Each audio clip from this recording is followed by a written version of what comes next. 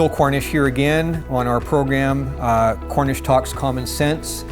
We've just been talking about a hard subject, one that has generated a lot of controversy. And I have explained to you the underlying history of how that has developed.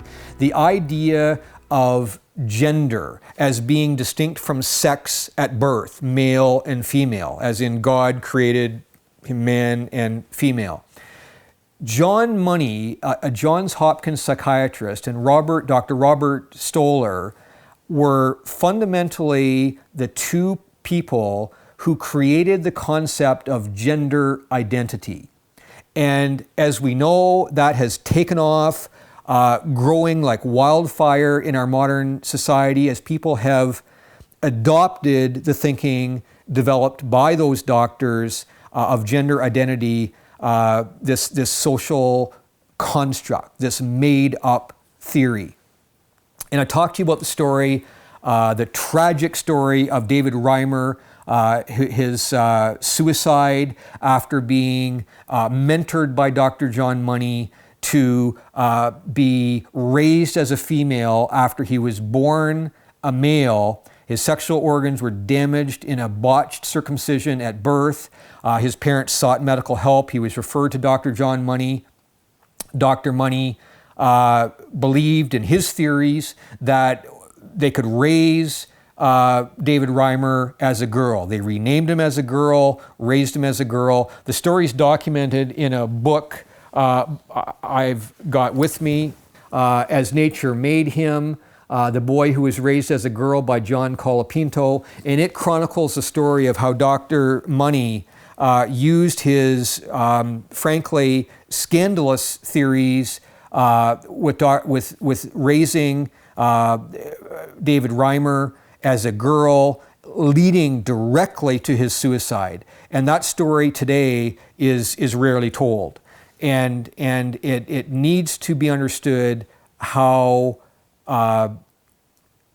theorists like Dr. Money have invented the idea of gender identity and caused overwhelming confusion of persons who believe their lives should be governed by how they feel at the moment, that their gender should be governed by how they feel. And this is a dangerous viewpoint to govern your life by. So I want to give you another example, another story of how this notion of gender does not make biological sense and does not make sense by any measure of critical thinking, and is instead solely governed by ideas of how you feel. So I have a story with me that was reported in many newspapers all over the world. It was reported in the New York Post, the National Post, and the Guardian, the British newspaper, newspapers all over the world. And I want to read you a little bit about the story, and then I'm going to hopefully bring it home to help us understand about what's going on with this idea of gender dysphoria. So this story goes as follows. The title of the article is called "The Case of a Belgian Woman Who Thought She Was a Chicken Linked to Depression." Psychiatrists have cited the case as an example of a potentially underreported mental health disorder. And I'm going to read at least some excerpts of that article. It says this: "The case of a Belgian woman who believed that she was a chicken has been cited by psychiatrists as an example of a potentially underreported mental health disorder linked to depression. The 54-year-old woman, who had no history of drug or alcohol abuse, was found by her brother in her garden clucking and blowing her cheeks before crowing like a rooster.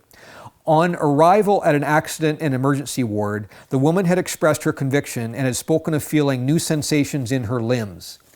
Following a seizure, the thoughts no longer plagued the woman, and she was said to be embarrassed by the episode of which her memory was impaired.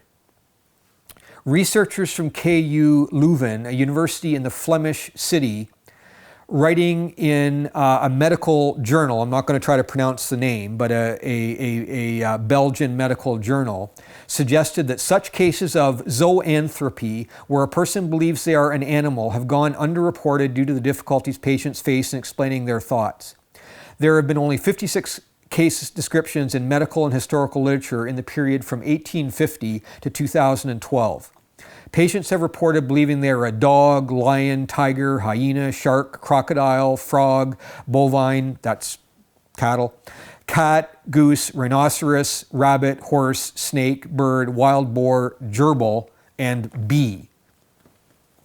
The woman cited by the researchers had been in a relationship for 2 decades and had a stable job in a pharmacy where she returned to work a year later. She had suffered from depression since the death of a family member, and that condition was prevalent among her relatives.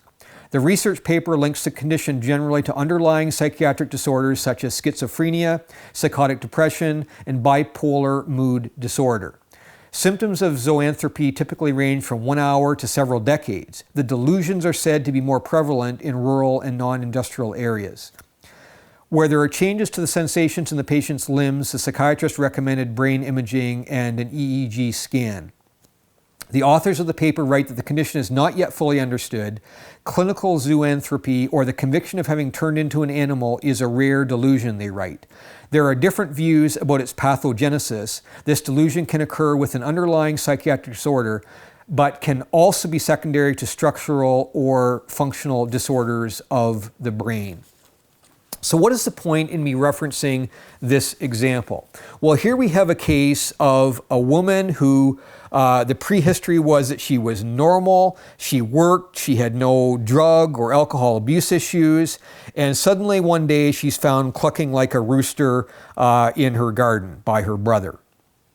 So she's taken to a medical center and studied. Later, the symptoms go away after she suffers a seizure.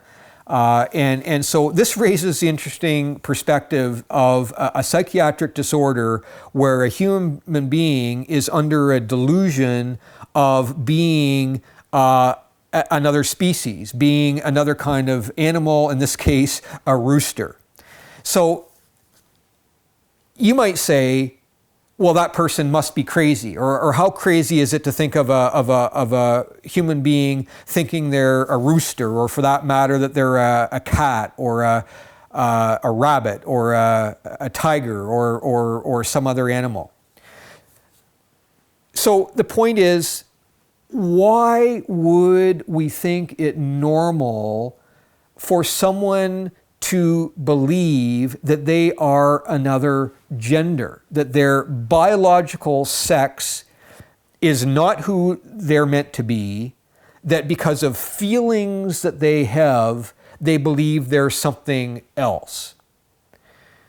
And so this idea of gender dysphoria, generated by the thinking of John Money, Dr. Kinsey, Dr. Stoller, has influenced psychiatrists, medical personnel, has gotten into the culture as a whole, and has become what we call a social contagion.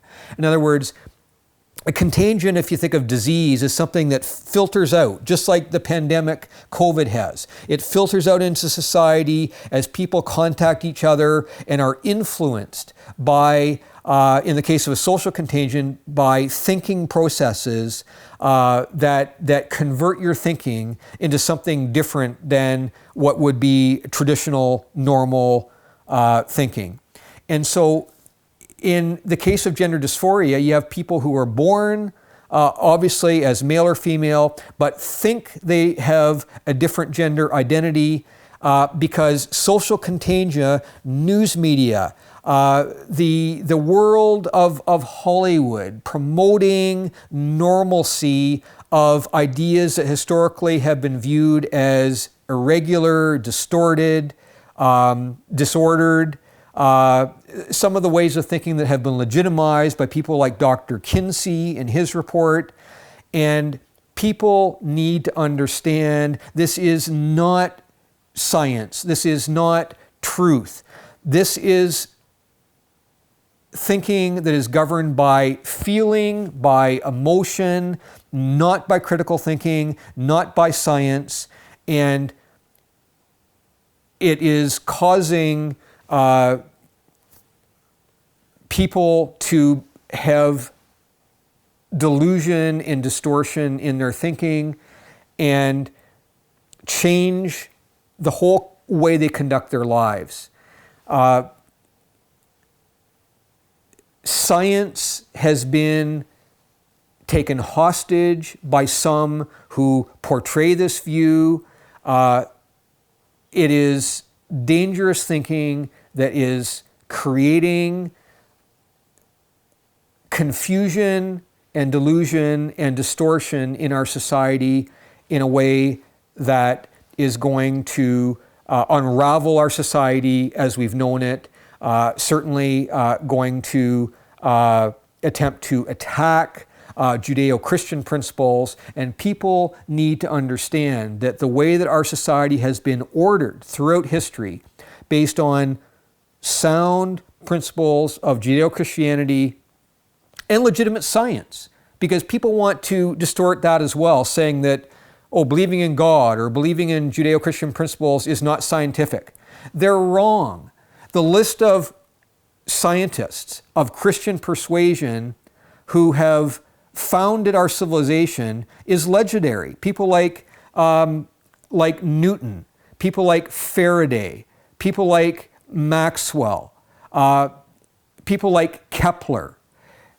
All of these scientists who have founded our society and science all came from Christian perspectives.